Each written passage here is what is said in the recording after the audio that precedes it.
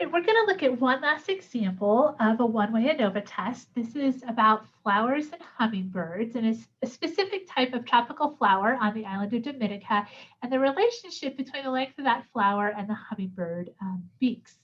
And what we're looking at is whether these flower varieties have distinct distributions of length. So the data set in Excel gives length measurements in millimeters for samples of 3 of these flowers, each fertilized by a different species of hummingbird. Do the 3 varieties display distinct distributions of length? In other words, at the 5% significance level, are the mean lengths of the flowers different? And so I've listed those 3 varieties for you. What I'd like you to do is pause the video and give this your best try. You know, whatever pieces you can get or not get, just do the ones that you can.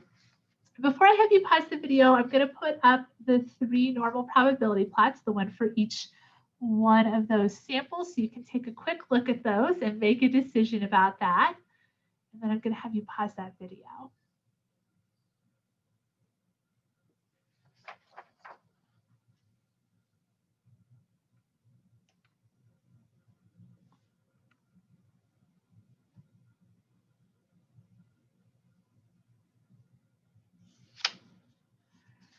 All right, so hopefully you had a chance to give that a try. I definitely recommend that. It, I think, helps to kind of solidify the concept, but let's roll through this.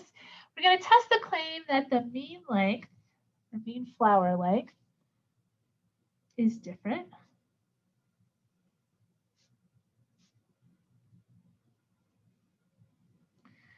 Okay, so I have these 3. I'm going to use B, R, and Y as my letters here. So mu B is equal to mu R, which is equal to mu Y. And my alternative is not all means are the same, or not all means are equal. It doesn't state that there's a random sample, at least I've read this a couple times and didn't see that. So I'm going to put a star here and say not stated, but fair to assume. I think it's definitely a reasonable assumption that these are independent samples. We looked at these normal plots, and they're not fantastic if all I was trying to do was assess normality, but really for this test, I'm just trying to make sure that there's nothing that's really terrible there. Probably the worst out of the bunch is this guy here, but even that one's not too terrible. So I'm going to say that that's okay. And then this equals standard deviation. So we do need to go get those standard deviations from our spreadsheet. And once we do that, our test is a one-way ANOVA. So let's switch over to Excel and do that. We'll get our test statistic and everything else while we're in Excel. All right, so here's our data set for these flowers. And I'm going to start by finding those standard deviations so I can work on that part. So I'll do equals the standard deviation of this one. Equals the standard deviation of this one. And actually, it turns out that even though these are of different lengths, as long as you use the one for the longest one, you can copy and paste those guys over. All right, so remember that we still need to check on that equal standard deviations condition. And so I want to take the largest of these standard deviations and divide it by the smallest of them. And if that number is less than 2, we are good to go. So it looks like 1.79 is the biggest and 0.975 is the smallest. So I'm going to put that down on my paper. So I took 1.79 and divided by 0.975, and that gives me about 1.84, which is definitely less than 2. So we're good to proceed with that condition. And then all I have left now is to get my test statistic and p-value.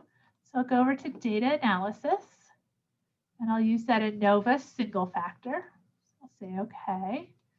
And then I'm going to highlight all 3 of these columns. And again, it's OK that they're not all the same length. Just make sure you don't highlight those words. And here we go. These are the 2 things we're interested in. Our test statistic value and our p-value. So that is 259 for F. It's a huge test statistic. And then my p-value, that must be very, very tiny, and it is. It's 1.92 times 10 to the negative 27. So I have tons of zeros. So it's 0.000, lots and lots of zeros, 192.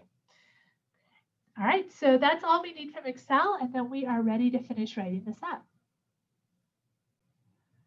All right, so here we are back at our worksheet. So I did write down our test statistic, that 259, and our p-value, 1.92 times 10 to the negative 27, as well as I showed this work here for our equal, or more or less, equal standard deviations. All right, so this 10 to the negative 27 tells me my p is most definitely smaller than alpha. So I do reject my null, meaning that I have some evidence that not all of these means are equal. So my conclusion is, with a p-value of 1.92 times 10 to the negative 27, at the 5% significance level, we do have sufficient evidence to conclude the mean flower length is different. Okay, at least two of them are at any rate. All right, so there we go.